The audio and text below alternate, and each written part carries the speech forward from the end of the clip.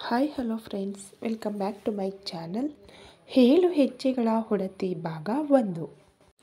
ತೆರೆದಿದೆ ಮನೆ, ಓ ಬಾ ಅತಿಥಿ, ಹೊಸ ಬೆಳಕಿನ ಹೊಸ ಗಾಳಿಯ ಹೊಸ ಬಾಳನು ತಾ ಅತಿಥಿ ಎಂದು ಶ್ರಾವ್ಯವಾಗಿ ಹರಿದು ಬರುತ್ತಿದ್ದ ಹೆಣ್ಣಿನ ದನಿಯನ್ನೇ ಕೇಳುತ್ತಾ ರಮಣ ನಂದನವನದ ಒಳಗೆ ಕಾಲಿಟ್ಟಿದ್ದ.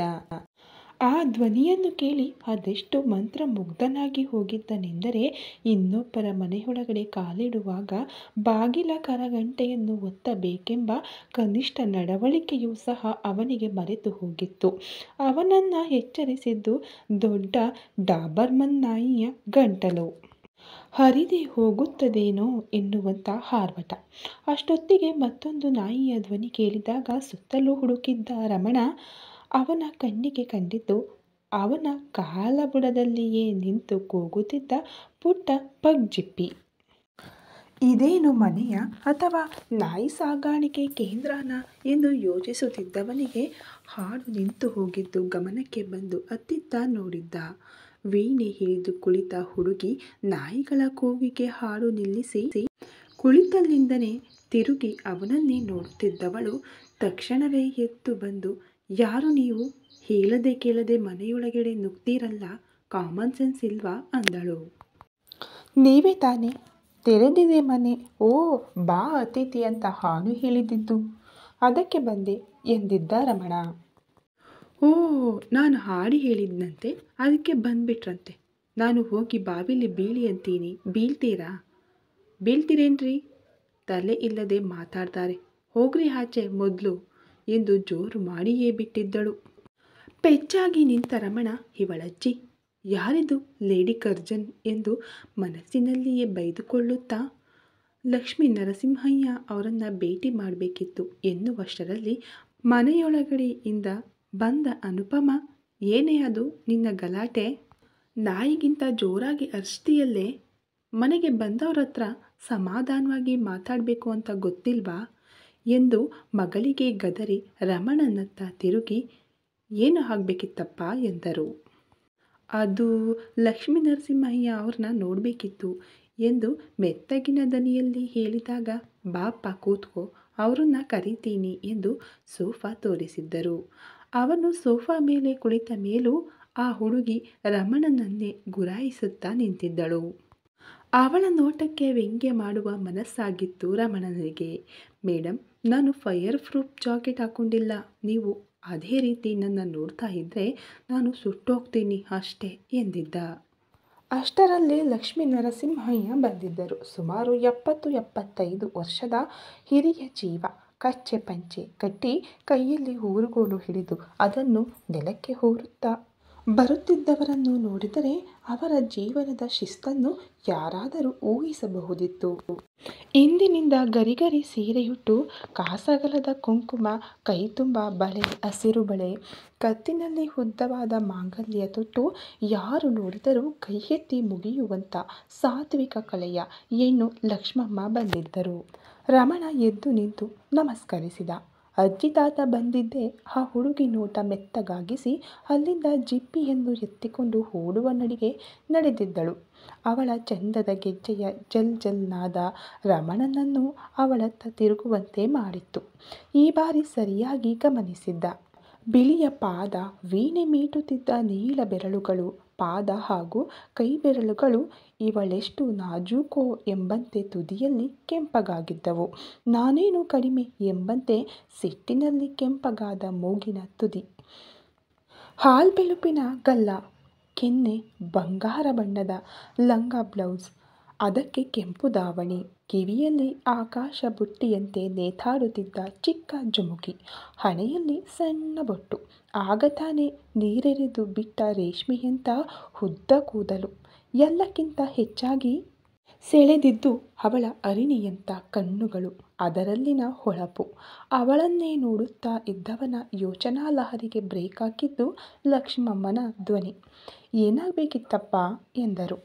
ಅದು ಅಂಕಲ್ ಕೊಟ್ಟರು ಎಂದು ಒಂದು ಚೀಟಿಯನ್ನು ನರಸಿಂಹಯ್ಯ ಅವರ ಎದುರು ಹಿಡಿದಾಗ ಅವರು ಅದನ್ನು ತೆಗೆದು ಓದಿ, ಹೋ, ರಾಮಚಂದ್ರನ ಕಡೆಯವನ ನೀನು ಎಂದರು. ಓದುವಾಗ ಅವರ ಮನೆಯಲ್ಲೇ ಬಾಡಿಗೆಗಿದ್ದೆ. ಅವರ ಮೊಮ್ಮಗ ಸುದರ್ಶನ ನನ್ನ ಫ್ರೆಂಡ್. ಈಗ ಇಲ್ಲಿ ಕೆಲಸ ಸಿಕ್ತು. ಈ ಊರಲ್ಲಿ ಗೊತ್ತಿರೋರು ಇದ್ದಾರೆ ಅಂತ ಅವರೇ ಈ ಚೀಟಿ ಕೊಟ್ಟು ನಿಮ್ಮ ಬಳಿ ಕಳಿಸಿದ್ರು ಅಂದ ರಮಣ. ಪ್ರಶ್ನಾರ್ಥಕವಾಗಿ ನೋಡುತ್ತಿದ್ದ ಮಡದಿಯ ಬಳಿ ತಿರುಗಿ, ನಮ್ಮ ರಾಮು ಕಳಿಸಿರೋ ಹುಡುಗ, ಅವನ ಮೊಮ್ಮಗ ಸುದರ್ಶನ ಇದ್ದಾನಲ್ಲ, ಅವನ ಗೆಳೆಯ. ನಿಮ್ಮ ಮನೆಯಲ್ಲಿ ಔಟ್ ಹೌಸಲ್ಲಿ ಬಾಡಿಗೆಗೆ ಇರಿಸಿಕೊಳ್ಳಿ, ಸಹಾಯ ಆಗುತ್ತೆ ಅಂತ ಬರೆದಿದ್ದಾನೆ ಅಂದಾಗ ಲಕ್ಷ್ಮಮ್ಮ ತಂದೆ ತಾಯಿ ಏನು ಮಾಡ್ತಾರಪ್ಪ ಅಂತ ಕೇಳಿದ್ರು. ಅವರಿಲ್ಲ ಅಜ್ಜಿ. ಅಪ್ಪ ಈಗೊಂದು 2 ವರ್ಷಗಳ ಹಿಂದೆ ಹೋಗಿದ್ರು. ಅಮ್ಮನ್ನ ನಾನು ಚಿಕ್ಕವನಿದ್ದಾಗಲೇ ಕಳ್ಕೊಂಡೆ ಎಂದಾಗ ಹೆಂಗರಳು ಚುರ್ ಎಂದಿತ್ತು. ನರಸಿಂಹಯ್ಯ, ನೀನು ಇಲ್ಲಿರೋದು ನಮಗೇನು ಅಭ್ಯಂತರವಿಲ್ಲ. ಆದರೆ ಹೆಣ್ಣು ಮಕ್ಕಳಿರೋ ಮನೆ, ಸಭ್ಯನ ಹಾಗೆ ಕಾಣ್ತೀಯ. ಮಿತಿಯಲ್ಲಿ ಇರಬೇಕು. ಊಟ ತಿಂಡಿ ಎಲ್ಲ ಇಲ್ಲೇ ಮಾಡು. ಅದಕ್ಕೇನು ಬಾಡಿಗೆ ಕೊಡಬೇಕು ಅಂತಿಲ್ಲ. ನಿಂಗೆ ಕೆಲಸಕ್ಕೆ ಓಡಾಡೋಕೆ ಸಹಾಯ ಆಗುತ್ತೆ ಅಂತ ಮನೆ ಕೊಡ್ತಿರೋದು. ಇಲ್ಲ ಸಲ್ಲದ್ದು ಮಾಡಿದರೆ ಹೊರಗೆ ಹಾಕೋಕೆ ಯೋಚನೆ ಸಹ ಮಾಡೋಲ್ಲ ಎಂದು ಗಂಭೀರವಾಗಿ ಹೇಳಿದಾಗ ರಮಣ ಸರಿಯೆಂದು ತಲೆಯಾಡಿಸಿದ್ದ. ಇನ್ನು ಮನೆಯವರ ಪರಿಚಯ ನಿನಗೆ ತಾನಾಗೇ ಆಗುತ್ತೆ. ಸರಿ, ಯಾವಾಗ ಬಂದು ಉಳಿತೀಯಾ ಎಂದರು. ಸಂಜೆನೆ ಬರ್ತೀನಿ ಸರ್ ಅಂದ. ತಾತ ಅಂದು ಸಾಕು. ನಮ್ಮೊಳಗೆ ಒಬ್ಬನಾಗಿ ಇರಬೇಕು ನೀನು. ಈಗ ಮನೆ ನೋಡಿಕೊಂಡು ಹೋಗು ಎಂದು ಹೇಳಿ ಎದ್ದು ಹೋಗುವಷ್ಟರಲ್ಲಿ ಅಮ್ಮ ಅಮ್ಮ ಎನ್ನುತ್ತಾ ಅಡುಗೆ ಮನೆಯಲ್ಲಿದ್ದ ಅನುಪಮರನ್ನು ಹುಡುಕಿಕೊಂಡು ಬಂದಿದ್ದಳು ಅದೇ ವೀಣೆಯ ಹುಡುಗಿ ರಾಧಾ. ಜೀನ್ಸ್ ಟಾಪ್ ತೊಟ್ಟವಳನ್ನು ನೋಡಿ ರಮಣ ಅವಕ್ಕಾಗಿದ್ದ. ಸ್ವಲ್ಪ ಹೊತ್ತಿಗೆ ಮುಂಚೆ ಗರತಿ ಗೌರಮ್ಮ ಆಗಿದ್ದೋಳು ಈಗ ಡಿಸ್ಕೋ ರೊಕ್ಕಮ್ಮ ಆಗಿದ್ದಾಳಲ್ಲಪ್ಪ. ಏನಾದರೂ ಆಗಲಿ, ನಂಗ್ಯಾಕೆ ಈ ಬಾಯ್ಬಡುಕಿಯ ಉಸಾಬರಿ ಎಂದು ಅಲ್ಲಿಂದ ಎದ್ದು ಹೋಗುವಷ್ಟರಲ್ಲಿ ಅಲ್ಲೇ ಬರುತ್ತಿದ್ದ 45-50 ವರ್ಷದ ಮಹಿಳೆಯೊಬ್ಬರಿಗೆ ಡಿಕ್ಕಿ ಹೊಡೆದಿದ್ದ. ಸಾರಿ ಅಮ್ಮ, ಗೊತ್ತಾಗಲಿಲ್ಲ ಎಂದಾಗ ಅರುಂಧತಿ ಇರಲಿ ಎಂದು ಅವನ ಮುಖವನ್ನೊಮ್ಮೆ ನೋಡಿ ಹೊರಟು ಹೋಗಿದ್ದರು. ಅವರ ವೇಷಭೂಷಣ ನೋಡಿ ಗಂಡನಿಲ್ಲದ ಹೆಂಗಸೋ ಅಥವಾ ಇನ್ನು ಮದುವೆಯೇ ಆಗಿಲ್ಲವೇನೋ ಎಂದು ಅವನಿಗೆ ಅರಿವಾಗಿತ್ತು. ಮನೆ ನೋಡಲು ಅನುಪಮ ಕರೆದುಕೊಂಡು ಹೋಗಿದ್ದರು. ಲಕ್ಷ್ಮಮ್ಮ ಹಾಗೂ ಲಕ್ಷ್ಮೀ ನರಸಿಂಹಯ್ಯ ಅವರು ಕಷ್ಟಪಟ್ಟು ನಿಲ್ಲಿಸಿದ ಮನೆ ನಂದನವನ. ಹೆಸರಿನಂತೆ ಇತ್ತು ಕೂಡ. ನೋಡಿದವರು ಇಂದ್ರನ ನಂದನವನ ಸಹ ಹೀಗೆಯೇ ಇರಬಹುದೇನೋ ಎಂದುಕೊಳ್ಳುವಷ್ಟು ಸುಂದರ. ಸುತ್ತಲೂ ಹೂವಿನ ಗಿಡಗಳು, ಮಧ್ಯೆ ನೀರಿನ ಕೊಳ, ಅದರಲ್ಲಿ ಈಜುವ 2 ಬಾತುಕೋಳಿಗಳು, ಮನೆಯ ಹಿಂದೆ ಕೊಟ್ಟಿಗೆ ಒಳಗಿರುವ 4-5 ಪುಣ್ಯಕೋಟಿಯಂತಿರುವ ಹಸುಗಳು, ತೋಟ, 2 ನಾಯಿಗಳು. ಮನೆ ಹಳೆ ಕಾಲದ ವಿನ್ಯಾಸದಲ್ಲಿತ್ತು. ಹೆಂಚಿನ ಸೂರು, ಒಳಗೆ ಹಳೆಯ ಕಾಲದ ದಪ್ಪ ಮರದ ಕಂಬಗಳು, ಅದರ ಮೇಲಿನ ಕೆತ್ತನೆ ಕೆಂಪು ನೆಲ, ಸುತ್ತಲೂ ಪಾಗಾರ, ಮಧ್ಯೆ ಅಂಗಳ, ಆಚೀಚೆ ಹಾಗೂ ಮೇಲೆ ರೂಮುಗಳು, ವಿಶಾಲವಾದ ಅಡುಗೆ ಮನೆ, ದೇವರ ಕೋಣೆ, ಮನೆಗೆ ತಾಕಿಕೊಂಡೇ ಇರುವ ಔಟ್ ಹೌಸ್, ಹಿತ್ತಲಲ್ಲಿ ಕಾಮನ್ ಬಚ್ಚಲು ಮನೆ. ಹೊರಗಿನಿಂದ ಎಷ್ಟು ಚೆಂದವೋ ಹಾಗೂ ಮನೆಯ ಒಳಗಿನ ಜನರ ಮನಸ್ಸು ಕೂಡ ಇದೇ ಗಂಡ ಹೆಂಡತಿ ಕೊಟ್ಟ ಸಂಸ್ಕಾರ ಮನೆಯವರ ಮನಸ್ಸನ್ನು ಕೆತ್ತಿ ಸುಂದರ ಶಿಲ್ಪವನ್ನಾಗಿಸಿತ್ತು. ತನ್ನ ಬೈಕಿನಲ್ಲಿ ಹೋಗುತ್ತಿದ್ದವ ರಾಮಚಂದ್ರ ಹೇಳಿದ ಮಾತುಗಳನ್ನು ಮೆಲುಕು ಹಾಕುತ್ತಿದ್ದ. ರಾಮಚಂದ್ರ ಹಾಗೂ ಲಕ್ಷ್ಮೀ ನರಸಿಂಹಯ್ಯ ಅವರು ಮಿಲಿಟರಿಯಲ್ಲಿ ಇದ್ದವರು. ಅಲ್ಲೇ ಅವರ ಗೆಳೆತನವಾಗಿತ್ತು. ಅದು ಹಾಗೆಯೇ ಮುಂದುವರೆದಿತ್ತು ಕೂಡ. ಲಕ್ಷ್ಮಮ್ಮ ಲಕ್ಷ್ಮೀ ನರಸಿಂಹಯ್ಯ ಜೋಶಿ ಅವರು ಹೆಸರಿಗೆ ತಕ್ಕಂತೆ ಹೇಳಿ ಮಾಡಿಸಿದ ಜೋಡಿ. ನರಸಿಂಹಯ್ಯ ಅವರು ಮಿಲಿಟರಿಯಲ್ಲಿದ್ದಾಗ ಯಾವುದಕ್ಕೂ ಹೆದರದೆ ಒಬ್ಬರೇ ನಿಂತು ಮಕ್ಕಳು ಮನೆಯನ್ನು ಮುನ್ನಡೆಸಿದ ಸೈನ್ಯಾಧಿಕಾರಿಯ ದಿಟ್ಟ ಪತ್ನಿ ಲಕ್ಷ್ಮಮ್ಮ. ಅವರಿಗೆ 3 ಮಕ್ಕಳು. ಅದರಲ್ಲಿ 2 ಗಂಡು 1 ಹೆಣ್ಣು. ರಘುರಾಮ, ಸೀತಾರಾಮ, ಅರುಂಧತಿ. ರಘುರಾಮ ವೃತ್ತಿಯಲ್ಲಿ ವಕೀಲ, ಸೀತಾರಾಮ ಡಾಕ್ಟರ್. ಅವರಿಗೆ ಹೆಣ್ಣು ತಂದಿದ್ದು ಸಹ ಸುಸಂಸ್ಕೃತ ಮನೆತನದ ಸ್ವಂತ ಅಕ್ಕ ತಂಗಿಯರನ್ನ, ಅನುಪಮ, ಅನುರಾಧ ಅಂತ. ರಘುರಾಮ ಅನುಪಮರಿಗೆ 3 ಮಕ್ಕಳು, ಸುಹಾಸ್, ರಾಧಾ, ಸುಹಾಸಿನಿ. ಸುಹಾಸ್ ತಂದೆಯಂತೆ ವಕೀಲ, ವೃತ್ತಿಯನ್ನೇ ಆರಿಸಿಕೊಂಡಿದ್ದ. ರಾಧಾ MBA ಕೊನೆಯ ವರ್ಷ, ಸುಹಾಸಿನಿ ಡಿಗ್ರಿ 2ನೇ ವರ್ಷ. ಸೀತಾರಾಮ ಅನುರಾಧರಿಗೆ 2 ಮಕ್ಕಳು, Subhashini, Subhash. Subhashini second PUC, Subhash SSLC ಓದುತ್ತಿದ್ದ. ಇನ್ನು ಅರುಂಧತಿಗೆ ಗಂಡ ಇರಲಿಲ್ಲ. ಒಟ್ಟಿನಲ್ಲಿ ಕೂಡು ಕುಟುಂಬದ ಮನೆ. ಕೆಲಸದಲ್ಲಿ ಆಸಕ್ತಿ, ಮನೆಯ ಜನರ ಬಗ್ಗೆ ಪ್ರೀತಿ, ಹೆಮ್ಮೆ ಪಡುವಂಥ ಆಚಾರ ವಿಚಾರ ಹೊಂದಿದ್ದ ಜನ. ಜೇನುಗೂಡಿನ ಹಾಗೆ ಸಿಹಿ ಸಿಹಿಯಾಗಿ ಬದುಕುತ್ತಿದ್ದ ಜನ. ಇನ್ನು ಲಕ್ಷ್ಮೀನರಸಿಂಹಯ್ಯ ಮನೆಯ ಹಿರಿಯ ತಲೆ. ಶಿಸ್ತಿಗೆ ಇನ್ನೊಂದು ಹೆಸರು. ಮನೆಯ ಜನ ಅವರ ಅಭಿಪ್ರಾಯಕ್ಕೆ ತಲೆ ತೂಗುತ್ತಿದ್ದರಲ್ಲದೆ ಅಷ್ಟೇ ಗೌರವಿಸುತ್ತಿದ್ದರು ಕೂಡ. ಇದನ್ನೇ ಯೋಚಿಸುತ್ತಿದ್ದ ರಮಣನಿಗೆ ಅಲ್ಲಿ ಕಂಡ ಹುಡುಗಿಯ ಹೆಸರು ಇನ್ನೂ ಗೊತ್ತಾಗಿರಲಿಲ್ಲ. ಅದು ಅಲ್ಲದೆ ಅವನಿಗೆ ಎಲ್ಲರ ಹೆಸರು ತಿಳಿದಿದ್ದೇ ವಿನಃ ಎಲ್ಲರ ಮುಖ ಪರಿಚಯ ಆಗಿರಲಿಲ್ಲ. ಇನ್ನೂ ಅಲ್ಲೇ ಇರ್ತೀನಲ್ಲ, ತಿಳ್ಕೊಂಡ್ರೆ ಆಯಿತು ಎಂದುಕೊಂಡಿದ್ದ. ಇತ್ತ ರಾಧಾ ತಾಯಿ ಮಾಡಿಕೊಟ್ಟ ದೋಸೆ ತಿಂದು ಕಾಲೇಜಿಗೆ ಹೊರಟಿದ್ದಳು. ಅವರ ಊರಿನಿಂದ ಸಿಟಿ 5 ಕಿಲೋಮೀಟರ್ ದೂರ. ಬಸ್ಸಿನಲ್ಲಿ ಹೋಗಬೇಕಿತ್ತು. ಬಸ್ ಸ್ಟ್ಯಾಂಡಲ್ಲಿ ನಿಂತವಳು ಬೆಳಿಗ್ಗೆ ಕಂಡವನಿಗೆ ಮನಸ್ಸೋ ಇಚ್ಛೆ ಬೈಯುತ್ತಿದ್ದಳು. ಅವನಿಂದಲೇ ಲೇಟಾಗಿದ್ದು ಅಂತ ಬೈಯುತ್ತಾ ಬಸ್ ಸ್ಟ್ಯಾಂಡಲ್ಲಿ ನಿಂತಾಗ ಯಾರೋ ಒಬ್ಬ ಅವಳನ್ನೇ ನೋಡುತ್ತಾ ಹೋದಾಗ ಇರಿಸು ಮುರಿಸಾಗಿತ್ತು. ತನ್ನ ಡ್ರೆಸ್ಸೆಲ್ಲ ಸರಿಯಾಗಿದೆಯೇ ಎಂದು ನೋಡಿಕೊಂಡಿದ್ದಳು. ಹೆಲ್ಮೆಟ್ ಒಳಗಿದ್ದ ಮುಖವನ್ನು ಕಂಡು ಹಿಡಿಯಲು ಅವಳಿಗೆ ಸಾಧ್ಯವಾಗಿರಲಿಲ್ಲ. ಅವನ ಕಣ್ಣು ಮಾತ್ರ ಅವಳಿಗೆ ಕಂಡಿದ್ದು. ಏನು ದರಿದ್ರರೋ, ಹುಡುಗಿ ಒಬ್ಬಳೇ ನಿಂತರೆ ಸಾಕು, ತಿನ್ನೋ ಹಾಗೆ ನೋಡ್ತಾರೆ ಎಂದುಕೊಳ್ಳುತ್ತಲೇ ಬಂದ ಬಸ್ ಹತ್ತಿ ಕಾಲೇಜು ತಲುಪಿದ್ದಳು. ಅವಳನ್ನು ಕಂಡಿದ್ದೇ ಅವಳ ಗೆಳತಿಯರಿಬ್ಬರು ದೀಪ್ತಿ, ಕಾವ್ಯ. ಏನೇ ಇವತ್ತು ಲೇಟ್ ಅಂತ ಕೇಳಿದರು. ಥೂ, ಅದ್ಯಾವನೋ ಒಕ್ಕರಿಸಿಕೊಂಡಿದ್ದ ಕಣೆ ಮನೆಯಲ್ಲಿ, ಅದರಿಂದಲೇ ಲೇಟಾಯಿತು ಎನ್ನುವಷ್ಟರಲ್ಲಿ ಅವಳ ಉಂಗುರ ಕೆಳಗೆ ಬಿದ್ದಿತ್ತು. ಎಷ್ಟು ಸಲ ಹೇಳಿದ್ದೀನಿ ನಿನಗೆ ಕೈಯಲ್ಲಿರೋ ಉಂಗುರನ ತೆಗೆದು ಹಾಕಿ ಮಾಡಬೇಡ ಅಂತ. ಅರುಂಧತಿ ಅತ್ತೆ ಎಷ್ಟು ಪ್ರೀತಿಲಿ ಕೊಟ್ಟಿದ್ದು ಗೊತ್ತು ತಾನೇ. ಕಳೆದು ಹೋದರೆ ಏನು ಮಾಡ್ತೀಯಾ? ಇದು ಅವಳ ತಾಯಿ ಯಾವಾಗಲೂ ಹೇಳ್ತಿದ್ದ ಮಾತು. ಅವಳಿಗೆ ಟೆನ್ಷನ್ ಆದಾಗ, ಕೋಪ ಬಂದಾಗ ಉಂಗುರವನ್ನು ತೆಗೆದು ಹಾಕಿ ಮಾಡೋದು ಅವಳ ಅಭ್ಯಾಸ. ಇಂದು ಸಹ ರಮಣನ ಮೇಲಿನ ಕೋಪಕ್ಕೆ ಹಾಗೆ ಮಾಡಲು ಹೋಗಿ ಉಂಗುರ ಬೀಳಿಸಿಕೊಂಡಿದ್ದಳು. ರಾಧಾ ಎದ್ದು ಉಂಗುರ ತೆಗೆದುಕೊಳ್ಳುವಷ್ಟರಲ್ಲಿ ಯಾವುದೋ ಹುಡುಗಿ ಬಂದು ಅವಳನ್ನು ಮಾತಿಗೆಳೆದಿದ್ದಳು. ಅಷ್ಟರಲ್ಲಿ ಯಾರೋ ಹುಡುಗ ಬುಲೆಟ್ ಗಾಡಿಯನ್ನು ತಂದು ನಿಲ್ಲಿಸಿ ಹೆಲ್ಮೆಟ್ ತೆಗೆದು ತಲೆ ಕೂದಲನ್ನು ಕೊಡವಿಕೊಂಡು ಸ್ಟೈಲಾಗಿ ನಡೆದು ಬರುತ್ತಿದ್ದ.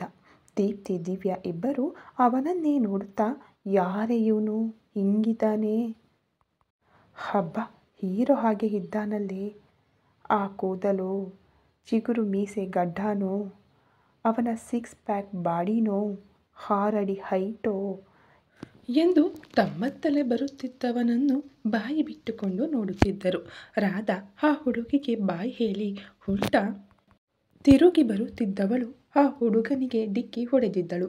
ಅವಳ ಹಣೆ ಅವನ ಗಲ್ಲಕ್ಕೆ ಸರಿಯಾಗಿ ಬಡಿದಿತ್ತು. ಏಯ್, ಯಾಕ್ರಿ, ಕಣ್ಣು ಕಾಣಲ್ವಾ?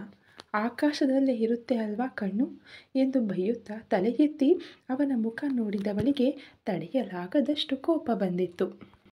ಮನೆಯಲ್ಲಿ ಬಂದು ಕಿರಿಕಿರಿ ಮಾಡಿದ್ದು ಅಲ್ಲದೆ ಇಲ್ಲೂ ಫಾಲೋ ಮಾಡ್ಕೊ ಬಂದಿದ್ದೀರಾ?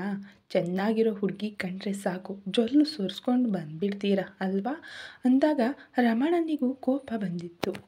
ಹಲೋ ಮಿಸ್, ಏನು ಸುಮ್ಮನೆ ಇದ್ದೀನಿ ಅಂತ ಬಾಯಿಗೆ ಬಂದಿದ್ದು ಮಾತಾಡಬೇಡಿ. ಇದೇನು ನಿಮ್ಮಪ್ಪ ಕಟ್ಟಿದ ಕಾಲೇಜಾ ಅಂದ. ಅಪ್ಪ ಗಿಪ್ಪ ಅಂದರೆ ಸರಿಗಿರಲ್ಲ ನೋಡಿ ಎಂದು ಜಗಳ ಮಾಡುತ್ತಿದ್ದರೆ ದೀಪ್ತಿ, ದಿವ್ಯ ಬೆಪ್ಪರಂತೆ ಇವರಿಬ್ಬರ ಜಗಳ ನೋಡುತ್ತಾ ನಿಂತಿದ್ದರು. ನೀವಾಗೆ ಉಲ್ಟಾ ನಡ್ಕೊಂಡು ಬಂದು ಡ್ಯಾಶ್ ಹೊಡೆದ್ಬಿಟ್ಟು ಈಗ ನನಗೆ ಹೇಳ್ತೀರಾ ಅಂದ. ಏಯ್, ಮುಚ್ಚಿ ಬಾಯಿ ಕಂಡಿದ್ದೀನಿ. ನಿಮಗೆ ಬೇರೆಲ್ಲೂ ನಡ್ಕೊಂಡು ಹೋಗೋಕ್ಕೆ ಜಾಗವಿಲ್ವಾ? ನಾವಿದ್ದಲ್ಲಿಗೆ ಬಂದು ಬೇಕಂತ ಡಿಕ್ಕಿ ಹೊಡೆದು ನಾಟಕ ಮಾಡ್ತೀರೇನ್ರಿ ಅಂತ ಜೋರು ಮಾಡಿದಳು. ಬಾಗಿಲಲ್ಲಿ ಅಡ್ಡ ನಿಂತಿರೋದು ಯಾರು? ಇರೋ ಒಂದು ಬಾಗಿಲಲ್ಲಿ ಹೋಗೋದು ಬಿಟ್ಟು ಹಾರ್ಕೊಂಡು ಹೋಗೋಕೆ ನಾನೇನು ಶಕ್ತಿಮಾನ? ಸರಿರಿ ಸೈಡ್ಗೆ ಎಂದು ಮೂವರನ್ನು ತಳ್ಳಿಕೊಂಡೇ ಹೋಗುತ್ತಿದ್ದವ ಒಮ್ಮೆ ನಿಂತು ಅವಳತ್ತ ತಿರುಗಿ, ಚೆನ್ನಾಗಿರೋ ಹುಡುಗಿ ಅಂದ್ಯಲ್ಲ, ಎಲ್ಲಿದ್ದಾಳೆ, ಕಾಣ್ತಾನೇ ಇಲ್ಲ ಎಂದು ಅತ್ತಿತ್ತ ನೋಡಿ, ಚಂದದ ಹುಡುಗಿನ ನೋಡಿದ್ದೆ, ಆದರೆ ಜೀನ್ಸ್ ಪ್ಯಾಂಟ್ ಹಾಕೊಂಡಿರೋ ನಿನ್ನಂಥ ಕಮ್ಮಂಗಿನ ನೋಡಿರಲಿಲ್ಲ. ಕುಳ್ಳಿ ತಗೊಬಂದು ಎಂದು ನಿಲ್ಲದೆ ಹೊರಟು ಹೋಗಿದ್ದ. ದೀಪ್ತಿ ದಿವ್ಯ ಇನ್ನೂ ಮೋಡಿಗೊಳಗಾದವರಂತೆ ಹೋಗುತ್ತಿದ್ದವನನ್ನೇ ನೋಡುತ್ತಿದ್ದರೆ ರಾಧಾ ಕೋಪದಿಂದ ಕೆಂಪಾಗಿದ್ದಳು. ದಿವ್ಯ ಅವರತ್ರ ಯಾಕೆ ಜಗಳ ಮಾಡಿದೆ? ಎಷ್ಟು ಚೆನ್ನಾಗಿದ್ದಾರೆ ಎಂದರೆ, ಚೆನ್ನಾಗಿದ್ರೆ ನಾನೇನೇ ಮಾಡಲಿ, ತಲೆ ಮೇಲೆ ಹೊತ್ಕೊಂಡು ಕುಣಿಲಾ ಅಂದ್ಲು. ಏಯ್ ಏನಾಯ್ತೆ, ಯಾಕಿಷ್ಟು ಕೋಪ? ನಮ್ಮದು ತಪ್ಪಿದೆ ಅಂದಾಗ ಅವನೇ ಕಣೆ ಮನೇಲಿ ಕಿರಿಕ್ ಮಾಡಿದ್ದು. ಅಲ್ಲಿ ಕಿರಿಕ್ ಮಾಡಿದ್ದು ಸಾಲದು ಅಂತ ಇಲ್ಲಿಗೂ ಬಂದಿದ್ದಾನೆ ಕಾಟ ಕೊಡೋಕೆ ಅಂತ ಮತ್ತೆ ಬೈಯೋಕೆ ಶುರು ಮಾಡಿದಳು. ನೀನೇನೇ ಹೇಳು ರಾಧು, ಎಷ್ಟು ಹ್ಯಾಂಡ್ಸಮ್ ಅಲ್ವಾ? ನೋಡ್ತಾ ಇದ್ರೆ ಕಳೆದೇ ಹೋಗ್ತೀವೇನೋ ಅನಿಸುತ್ತೆ. ಅವನ ವಾಯ್ಸ್ ಅಂತೂ ತೇಟ್ ಸುದೀಪ್ ಥರ ಅಂದ್ಲು. ಹ್ಯಾಂಡ್ಸಮ್ ಅಂತೆ, ಮೈ ಫುಟ್ ಗರುಡು ಗಂಬದ ಥರ ಇದ್ದಾನೆ ನನ್ನ ಮಗ. ನನಗೆ ಕೊಳ್ಳಿ ಅಂದ ಕಾಡು ಪಾಪ. 5.8 ಫೀಟ್ ಇದ್ದೀನಿ ನಾನು. ಇರಲಿ ಮಾಡ್ತೀನಿ ಅವನಿಗೆ ಎಂದಾಗ ಅವರಿಬ್ಬರು ನಿಂಗೇನೆ ಲವ್ವರ್ ಇದ್ದಾನೆ, ನಾವೋ ಸಿಂಗಲ್ ಎನ್ನುತ್ತಿದ್ದಂತೆ ಗೆಳತಿಯರಿಬ್ಬರ ಕೈ ಹಿಡಿದು ಎಳೆದುಕೊಂಡೇ ಕ್ಲಾಸಿಗೆ ಹೋಗಿ ಲಾಸ್ಟ್ ಬೆಂಚಿನಲ್ಲಿ ದುಮುಕುಡುತ್ತಾ ಕುಳಿತಿದ್ದಳು. ಅದು ಇದು ಮಾತನಾಡುತ್ತಾ ಇದ್ದ ಹಾಗೆ ರಮಣ್ ಕ್ಲಾಸಿನ ಒಳಗೆ ಬಂದಿದ್ದ. ಹುಡುಗಿಯರೆಲ್ಲರೂ ಸಖತ್ತಾಗಿದ್ದಾನೆ ಹುಡುಗ, ಒಂದು ಚಾನ್ಸ್ ನೋಡೋಣ ಅಂದುಕೊಳ್ಳುತ್ತಿದ್ದರೆ ಹುಡುಗರು ತಾವು ಲೈನ್ ಹಾಕುತ್ತಿದ್ದ ಹುಡುಗಿಯರನ್ನು ಸೆಳೆದುಕೊಂಡು ಬಿಟ್ಟರೆ ಏನು ಗತಿಯಪ್ಪ ಎಂದು ಯೋಚಿಸುತ್ತಿದ್ದರು. ರಾಧಾ ಮಾತ್ರ ಬಂದ್ಯ ಮಗ್ನೆ, ಇನ್ನಿದೆ ನಿನಗೆ ಮಾರಿ ಹಬ್ಬ ಎಂದು ಹಲ್ಲು ಕಡಿಯುತ್ತಾ ಕುಳಿತಿದ್ದಳು. ರಮಣನ ಹಿಂದೆ ಬಂದ ಪ್ರಿನ್ಸಿಪಾಲ್, ಇವರು ನಿಮ್ಮ ಹೊಸ ಎಕನಾಮಿಕ್ಸ್ ಲೆಕ್ಚರರ್, ಹೆಸರು ರಮಣ್ ಎಂದಾಗ ರಾಧಾಳಿಗೆ ಉಗುಳು ನುಂಗುವಂತಾಗಿತ್ತು. ಈ ಕತೆ ಇನ್ನೂ ಮುಂದುವರಿಯುವುದು. ದಯವಿಟ್ಟು ಫ್ರೆಂಡ್ಸ್, ಈ ಕತೆ ಬಗ್ಗೆ ನಿಮ್ಮ ಅನಿಸಿಕೆ ನಮಗೆ ತಿಳಿಸಲೇಬೇಕು, ಯಾಕೆಂದರೆ ಇದು ಹೊಸ ಕಥೆಯಾಗಿದೆ. ಈ ಕಥೆನ ಮುಂದುವರಿಸೋದು ಬೇಡವಾ ಅಂತ ನಿಮ್ಮ ಕಾಮೆಂಟ್ ಮೂಲಕ ನಾವು ನಿರ್ಧರಿಸುತ್ತೇವೆ.